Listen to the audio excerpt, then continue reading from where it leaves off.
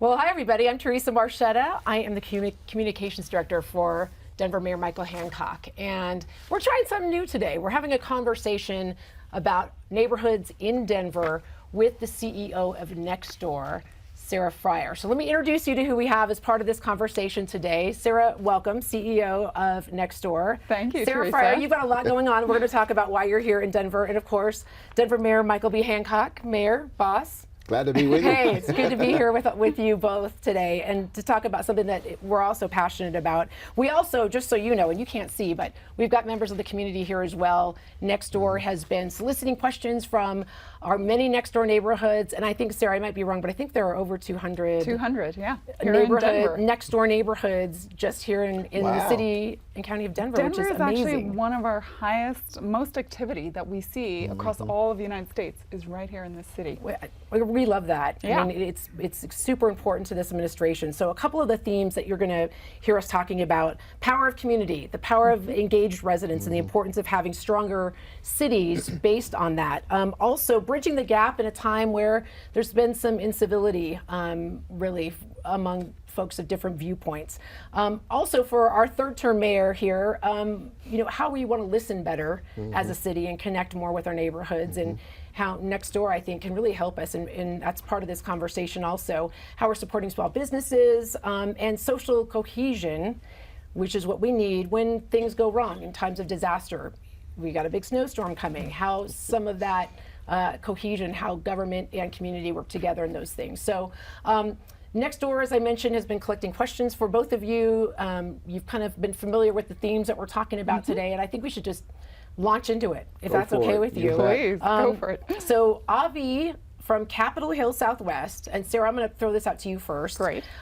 She said she would love to hear about your idea of community. Where did that originate? Sure. So Avi, thank you for the question.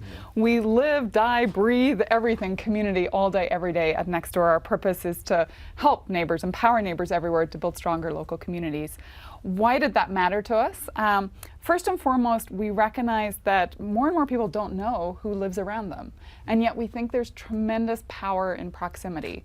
So a difference from Nextdoor, which is really building the local graph, to say Facebook, which is your friend graph, or LinkedIn, your professional graph, is it's this power of local. And we think it brings disparate voices together, but people you don't already know. The second thing was help you stay informed, which I know must be near and dear to both of your hearts, because a huge part of what goes on in the city is help me understand the why, right? Why is transportation not happening today? Or why is there a hole in the road? Or what was that noise? And sometimes it's really good things, like what's the great event that's going to happen this weekend? Is there a place I can go tailgate for the Broncos? And then the third reason is really high utility. And the mayor actually mentioned this earlier when we were chatting, which is help me get things done. So is there a great local plumber? Do I need a babysitter if I'm going to go to that tailgating party? But that's the bonds of community. And in the end, when we bring that together and we create social capital and social cohesion, we know it ends up with things like better test scores, better health scores, better wealth scores. People's house values go up. So we love the purpose that we march behind, but we can only do it because we get to work with you and with all our neighbors. And Mayor, I would love to hear your thoughts on that too, though, because I mean, in public service, you have to have that sense of community from a really young age and that buy-in. You're absolutely right. First of all, I want to welcome Sarah to Denver. Thank you. And congratulate you and the whole team at Nextdoor for the phenomenal success they've experienced, not only in Denver, but around the country. I am on Nextdoor from my own neighborhood because I really believe that, we are only as great as our communities are cohesive and people have that sense of community, particularly when it comes time to engage. We think about neighborhoods, and we have 78 distinct neighborhoods in Denver. Neighborhoods really define the physical part of that neighborhood. Well, community is really the cohesion, the emotional, the mental, the attachment to one's space, one's neighborhood, and the neighbors that coexist in a neighborhood. And it's so important, to the point that both of you just made. You're safer when you know who your neighbors are. You are, it's certainly a better quality of life when we know who our neighbors are. We can coordinate, collaborate, and do things to make things happen in our neighborhood when we know who our neighbors are. And I often tell people the story that when my wife and I first moved in our neighborhood in Green Valley Ranch, we coordinated on our own a block party after being there for 3 years. And the people we met a pastor, for example, who I've known for years. I didn't know he lived 5 doors down the way from me. amazing. Because we become such a society of closed doors, fences, and garages. Yeah. And you really don't see people. And for a long time, you know, I made a point to do my own yard because I wanted to get to know my neighbors just by being outside. And so it's important that we create that sense of community, and I think Nextdoor is a huge tool for that. Well, let's get to, we have another question, Mayor. I'm going to start with you this time on this one. Okay. All right, but Sarah, you'll want to weigh in as well. Ann C. Yeah, from thank Wash you for Park being here. and Annie B. from Hilltop. So we have Wash Park and Hilltop weighing in on this. And I think they both made a really good point. They said that Nextdoor brings neighbors together. But with incivility on the rise in neighborhoods across the country, they're asking, how do you, each of you, bring people together? And how do we best serve diverse groups of people and help them see the things that they have in common? Yeah, you know, one of the things that we know about any kind of coming together, there are different ways to bring people together, but I'll tell you, there's nothing more powerful than food, right? To bring people together. Seriously, I tell so people, if true. you want people to engage in a meeting, Yeah. and you want them to come more than one meeting, serve the food, serve good food, and they will be there every time. It's just the way we think. If we feel good about ourselves by eating, and you'll do it. But I've seen, we do this Denver Days event in Denver, Colorado, and the whole idea is that neighborhoods connect, or communities connect the way that it works for them. Some neighborhoods do block parties, some do service projects in their neighborhood. I heard of one idea that I've got to try one day. They actually have what they call the drink hop.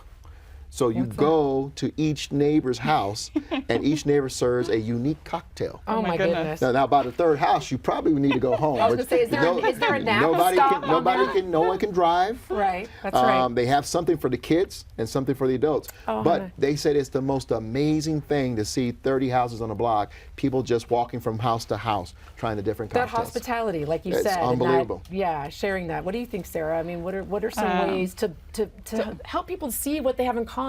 So first of all, I'm Northern Irish, but kind of Irish. So the minute you have something that involves food and drink, I'm all in. So understand it. you won me over, and the cocktail party sounds great. There's a couple of things in this question. One is we do want to bring people together, but we also understand that when people come together, they often have differences, and we want to create a forum where actually you can talk about something that might be contentious. You know, do you want a certain store to come to that neighborhood? Or we see it a lot when people talk about things like gentrification. And so, but you need an outlet, because if people can't talk, there's no way they will find the commonality. So that's kind of rule one. We want to make sure people have a place to come, but we want them to be their better selves. So part of Nextdoor is you come as who you are, right? You are a real person at a real address. We spend actually a fairly big amount of time verifying you, and then it's your name and your picture that is attached to all that you post. And we think there's goodness in that. When people are able to be anonymous, you find that tone can drop off quite quickly. The third thing that we often do on the commonality front, and this, I spent time with neighbors in DC who were struggling with a community where you had folks who'd lived there forever and then new folks coming in. And we know that in Denver, Mayor, don't we? do, yes. But what they found as a point of commonality was a savings club, which I loved, because it didn't matter if you were where you were on the spectrum of wealth. You might be saving for, you know, that expense that you're not expecting, like a flat tire on your car, or maybe a medical expense, or you might be saving to send your kids to college. Right. There's a whole spectrum. And the other important thing was a gathering place. So they were building into communities, making sure there was a coffee shop, or maybe in Ireland we'd put a pub in. And if you think about the high street getting diminished, or Main Street getting diminished, you're losing a lot of these gathering spots. And so we try to think a lot about how do we help bring that back through empowering local businesses, but also really letting neighbors know that you want to get from online, where maybe you make the first connection, to offline, because human to human will always end up with a better outcome. And I didn't even tell you this yet, Mayor, but Jenny Mayfield, who's the communications director for Nextdoor, so we need to steal one of her ideas, because she was sharing with me that Nextdoor brought a table. Yeah, neighbor's table. A neighbor's table to different cities as a gathering place, like a central gathering place. And I thought that just seems like something I can see We might have to just the figure out mayor how to style. get you one. I would love that. I love that. I love that. But that's just that's what we do, right? We bring people together. I think it's awesome. And that's I love that. a small local business. That's a woman-owned business out of Texas, where she built the first table. I love it. 130 people showed up for her potluck, totally unexpected. And then she said, Wow. I want to do this.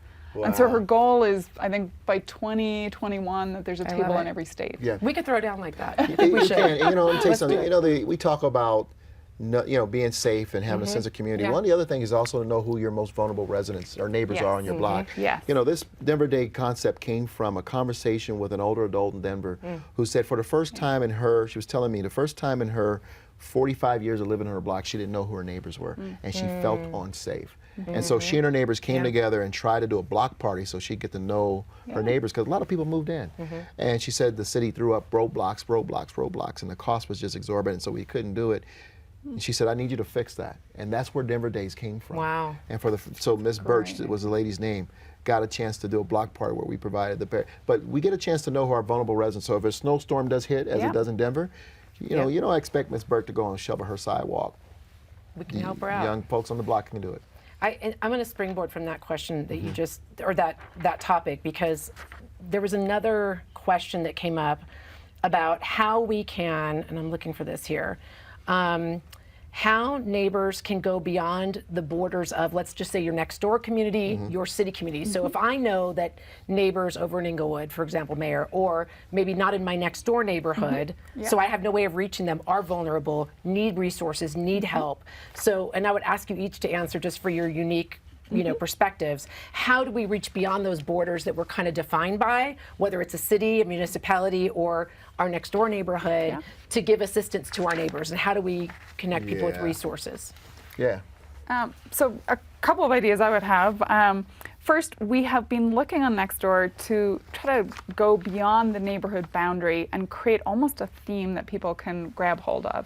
So last year we did something called Hello Neighbor. It actually started in the UK, and it was geared originally towards seniors. So the idea was not just in the disaster with the snowstorm, which is super important, but just even in the holiday period when often people feel at their most vulnerable and lonely, to just knock on the door and take half an hour, maybe grab a cup of tea, invite them over for tea with your kids, whatever it is, but find a connection. And that Hello Neighbor kind of kept jumping neighborhood to neighborhood. It went across the UK, it actually jumped the pond, it went to France, they had it in French, Ma porte est ouverte. It went to Spain, it went across a bunch of European neighborhoods.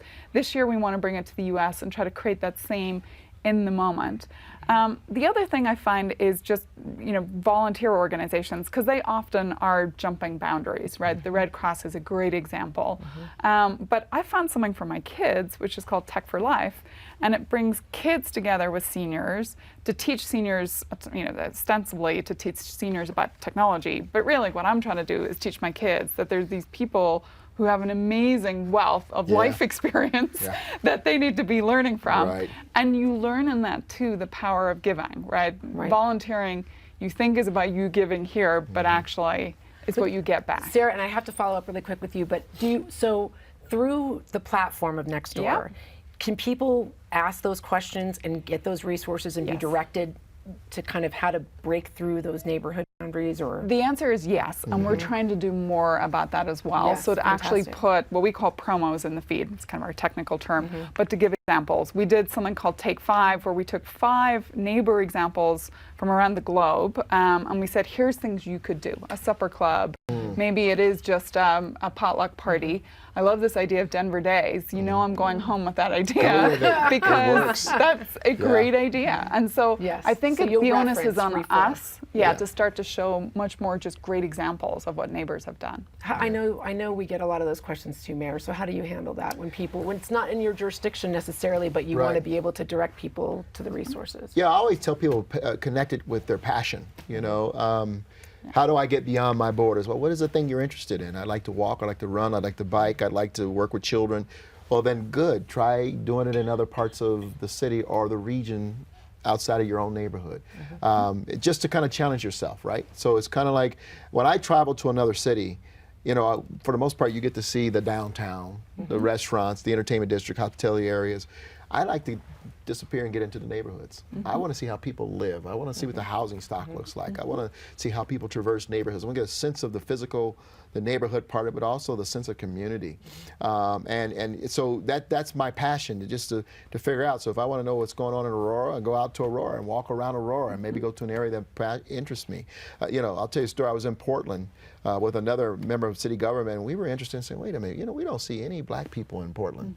Where are the black people in Portland? So this is really weird. We get in the car and we ask the Uber driver, take us to where black people are. He's like, what? But he took us to the African American community, and we just got out and started walking. And we went into the barbershops, and you want to know something about African Americans, go sit in a barbershop, African American barber, and you'll learn everything you need to know about African Americans. And we did that, and man, did we get the history. So I love history, but that's how I start to, so I'd say, what's your passion? And then you just take it beyond your neighborhood. Right.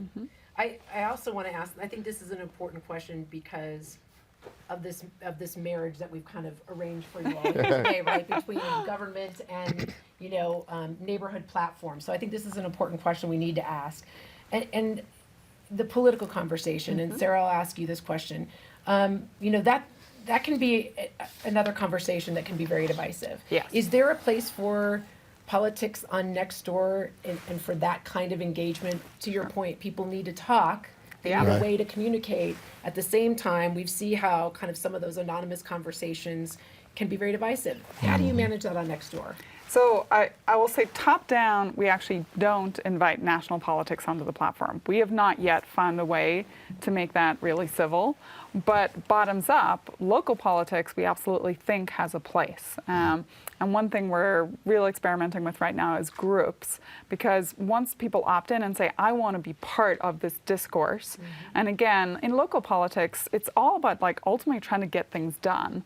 Not just endlessly admiring the problem of why the transportation system isn't working for a city, or why, a particular intersection always has too many accidents, right? There's these topics that come up, and can we drive it to action? So groups is one way we're thinking about it. There's also something we can embed into the platform around more civil discourse. So we launched something called Kindness Reminder, and I'm proud of it because in most cases, technology is all about speed, right? Just instant response, because technology companies are gold on more people doing things faster, more engagement. We want to get people away from this part of their brain, right? The effectively reptilian brain that makes you totally biased, because that's how you survived. I've got to get bunched, you had to react. We want you back here in your cognitive brain. So we actually flip up something called Kindness Reminder. If we see you posting something that we know with our technology is probably going to get flagged as content that should be moderated. So sometimes it's easy. People use profanity. We can spot that. But sometimes it's even just tone. And we give you a choice of if you want to continue to write it. And what we're doing in two things there. One is we're getting you back up here so you're thinking. So you're usually your better self. And then the second thing is we know from a lot of the research, and actually whose book we used is Professor Jennifer Eberhardt. She's an amazing African-American professor at Stanford. Her book is called Biased. And she also shows in the research that when people think someone may look at their actions in some later state, they typically behave a little better. Wow. And so it's just a place where technology actually can be more of a friend instead of what I think technology has been, which is often an enemy of civility and just bringing people together. Can we turn the tide on that? Now, we're one company fighting against that tide, but we're really passionate about it. Because I'm sitting right next to you. Yeah. Wait, did you all know that this was all going on with your post? This is fascinating. This is pretty fascinating stuff. But this sounds like like-minded goals, right? Yeah, and she's right. I mean, local politics has a place on Nextdoor. I mean, I see people talk about me all the time on Nextdoor. Not kindly either.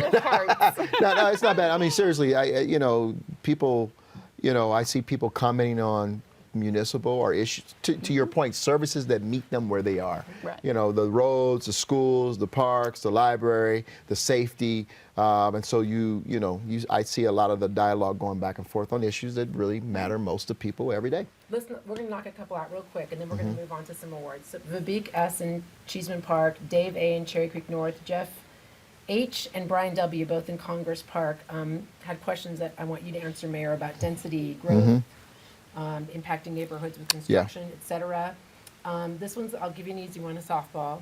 They want to know about our plan for growth, our comp plan. Comp Plan 2040, which 25,000 pieces of information were shared from the people of Denver to the city government to help shape our strategic plan to manage growth. And a couple themes came through that. One is the best way to respond to growth, which is best practice density, right? Around transit corridors or major arterials where people are moving, make it easy for them. But one of the most beautiful things that came out of this, and it wasn't driven by government, it was the people of Denver saying, don't ever forget equity. Don't forget that not everybody starts from the same place, and we need to make sure this is a city and our neighborhoods are neighborhoods that are welcoming and inclusive, and people feel like they can live there. So it's a powerful tool, but the Comp Plan 2040 is our strategic plan to address and respond appropriately to growth. And you can find that on the city website as Right. well, if you want to flip denvergov.org / the plan for growth Comp is and all 2040. that. And then the other thing I think is important is, and I want both of you to talk about this, but maybe I'll start with you again. How can we limit displacement? And I thought maybe you could talk about Nest a little bit. Yeah, one of the things that, I'm sorry, Just wait, but step go on you. ahead. No, go ahead. One of the things that I'll just say this in general sense. One of the things that municipalities had not been in the practice of thinking about is how our decisions around development might impact residents differently based on their socioeconomic standing. And when you look at gentrification and ultimately the result being displacement, we don't think that we want to go and improve a neighborhood, park, bring a hospital, create a business cluster, create jobs, but not everybody is impacted by that the same way. Someone who may be doing relatively okay, it's good. I own property, my values are going to go up, great. But if you're an older adult and you are on a fixed income, your property values going up means correspondingly that your property taxes are going to go up. You cannot go back to work to respond appropriately to that, so what happens? You're displaced out of your property. Or if you're low income and low skilled, same thing. And so the reality is that we have to be thoughtful and aware as we make decisions how it might impact people differently along the economic and socioeconomic scale. And that's a new reality for municipalities. We have to be mindful. We got to ask the question, how might someone at 30% AMI be impacted, an older adult in this neighborhood? Are we going to spike property values? We got to move in, and that's what Nest, Neighborhood Equity Stabilization Team, does for us in Denver, is we move in as we see development occurring and do the best we can to protect vulnerable residents. And Sarah, I'm sure you're aware with the engagement that you get on Nextdoor in Denver, how rapidly the city has grown in the last, really in the mayor's term, the last 8 years. And I mean, and congrats to the mayor, right? Coming in a third term shows how much people are appreciating that. There's a couple of things I hear in there on the growth front. I mean, one is just hearing from your residents. So we do a lot of polling on the platform where you can just put a poll in, and we hear a lot from local government. Wow, that is a great way to just quickly take a pulse in a neighborhood. So I think that's number one. You touched on local business. It's a passion project for me. I care so much about small local businesses. They're the lifeblood of a community. When you spend $100 at a local business, about $45 comes back to the local community because they employ locally, they usually buy supplies locally. When you spend it at a national brand, more like $15. So it's about a 3x return. Now we need both, but when you can support those local businesses, you really can bring communities back on their feet again. And so going back to the point about gentrification, I think it really can help lift the whole community, but we can't be naive about it. And I love that idea of Nest about going in and finding the truly vulnerable too, because to me that's exactly where local government steps in and when there's a market failing effectively happening. I appreciate that because small businesses, mom and pop shops that have been in neighborhoods seemingly at times 50, 60 years or generation over generation are also part of the objective of Nest to go in and protect them and provide technical assistance and to do what we can to make sure they're able to survive. And we all know too that many of the folks who are on Nextdoor, I mean, they rally around businesses to support businesses. Much like the city can put resources into those areas, there's nobody that can mobilize as quickly or communicate as directly as all of you with each other about your supporting. pocketbooks. That's right. Yeah. About how you spend your money and being intentional. Absolutely. And it's such a virtuous cycle, right? You want your community to feel unique and not just kind of bland. Right. And so it just keeps coming around. So we just put in place something called local deals. purposely because it's simple. Local businesses don't have to get into super complicated technology. It's just what I want to get in front of my neighbors, who are probably my best customers, in as easy way as possible. And so I love when I see that happening. Very fun. So we're going to do something. I know that we've had Shannon and Quan have been over there for both of our teams, kind of getting questions. Quan, you want to shout it out? What you got? Question from Lucy P. Okay. In Congress Park. How do you measure transparent and thoughtful community engagement? Does the city change their plans when they get suggestions?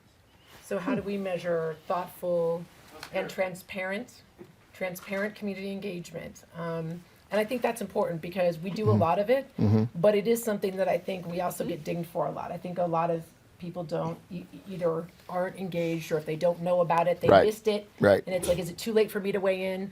But talk about that. It's all relative, and you know, as a former community strategic planning manager, where I used to work in communities all over the country, you really just have to go with a feel in that. Are we starting to see comments repeat? Have we, and this is determining whether or not we have done enough, or at least adequate enough engagement.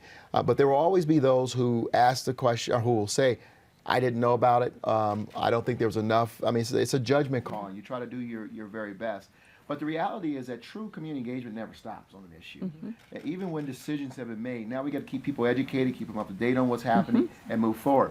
Have we changed our ideas on certain? I can tell you, yeah, I've seen where we were going down a certain path, or a developer was going down a certain path, and after community engagement, they go, oh, I didn't think about that. And so I have personally, in the 16 years I've been in city government, from city council to the mayor's office, I have seen plans and efforts completely change based on community engagement. And Sarah, I will say that that's one of the motives, and I know Jenny knows this, for us to bring everybody together is that the mayor's priority, and he's tasked me with this, is hearing from people, connecting with people in the way that we want to reach them, and in those conversations that you're capturing so well. You know, how do we do that better? You know, is there a role for Nextdoor in helping empower neighborhoods to connect with city government in a way that they feel heard? Yeah, I mean, we certainly hope so, because what we have is now real density. So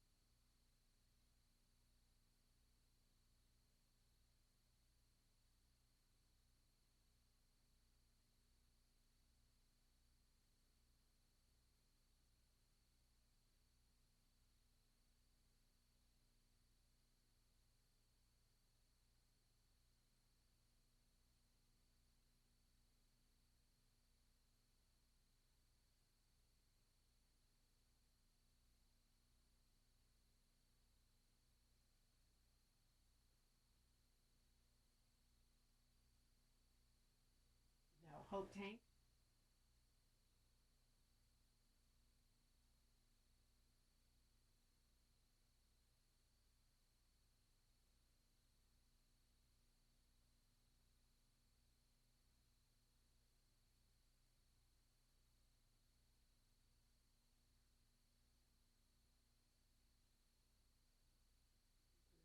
A couple of stories. You brought her to the office, didn't you? I brought her to the office Yeah, to meet you, yeah. Mayor, because she's doing so many incredible things. There's the Baker neighborhood, South Broadway businesses, women and minority-owned businesses across the city, Denver nonprofits, people with special needs and different abilities, children's issues. Incredible. Denver arts community. She's a great supporter. And she doesnn't do this, she doesn't get paid for it. I don't know how much longer she can keep it up, but she's amazing. So anyway, her most recent contribution is the Hope Slingers Guide to Denver, which I think we want to elevate in some ways the city. It's basically when you want to be intentional, if you want to support women, people of color, LGBTQ, indigenous owned businesses, that's the place you can go. She's been curating this catalog. So anyway, that's all I can say. I want to keep going on, but Erica Ryder is here. Erica, please come up and let the mayor and Sarah from Nextdoor recognize you. Hug it out. Oh, I'm so proud of you. It's so hard sometimes to be a woman in business, so congratulations. Congratulations. Mayor. Glad to remember that you came to see me. Come on over here. Let's get in. Put you in the middle. Thank you for being such a great neighbor. And it's my favorite thing in the world to do great neighbor awards. So thank you. Congratulations. Okay. Great. Thank you, Fantastic. Erica. Fantastic. All right, so we probably went long, but thank you all for being here, and thanks for being a part of the conversation. I know we were having mic issues and mic problems, but hopefully we got at least most of the conversation, so you'll be able to see it on our platforms soon. And thank you so much. Thank you. CEO What a Sarah great Friar, idea. Mayor Michael Hancock. I know it's been a long day, but thank you for hanging Oh, with me, boss. absolutely. And we do have refreshments, so please help yourself. There's some little snacks and drinks, and that's it. Thank you so Thank much. you. Good job. Thank you so much. We're taking you on the road. Oh my